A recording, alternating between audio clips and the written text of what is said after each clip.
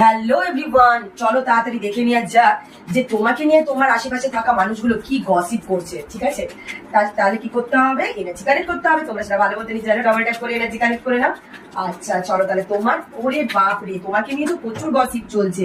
মানে তুমি যদি কোনো পার্টিকুলার ফ্যামিলি, রিলেটিভ, ফ্রেন্ডস বগেরা বগেরা বগেরা যারা তোমার কাছে থাকে অথচ দূরেও থাকে, তোমাকে অল টাইম সোশ্যাল মিডিয়াতে ফলো করে অ্যান্ড সোশ্যাল ইমেজ তোমার যে এতটা ইমপ্রুভ হয়েছে আগের থেকে, তুমি যে আগের পাস্টের যে এরকম তুমি ছিলে সব সময় নিজের মধ্যে একটা কষ্টে, নিজের মধ্যে একটা সবসময় তুমি যে একটা লড়াই করতে অ্যান্ড সবসময় তুমি আপসেটের মধ্যে থাকতে, তোমার সেই জিনিসটা নেই। তোমার মধ্যে একটা ইউথ একটা তোমার মধ্যে বেশ জোশ এসেছে, যেখানে তুমি রিলেশন লাইফটাকে অ্যান্ড নিজের লাইফটাকে ব্যালেন্স করতে শিখে গেছো, নিজের কেরিয়ারে ফোকাস করতে শিখে গেছো। অ্যান্ড তুমি খুব মানে ইউথফুল একটা হয় না যে প্লেফুল ইউথফুল মেন্টালিটি হয়ে গেছে। তুমি আগের মতন আর সেই ঝিনিয়ে নেই, আগের মতন নিজের মধ্যে একা নেই।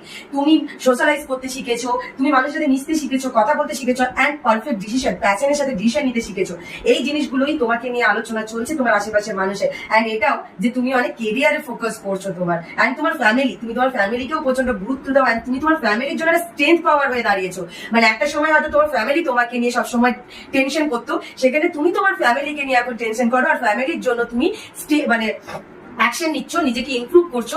এই জিনিসটা নিয়ে প্রচন্ড চর্চা চলছে অ্যান্ড তোমাকে একটা সবাই ম্যাজিশিয়ানের মতন ভাবছে যে কি ছিলে আর কি হয়ে গেছো, জাস্ট এটাই কেউ মেনে নিতে পারছে না। এই ছিল তোমাদের রিডিং। কেমন লাগলো অবশ্যই জানাবে। ভালো লাগলে লাইক, কমেন্ট অ্যান্ড শেয়ার করতে ভুলবে না। হর হর মহাদেব।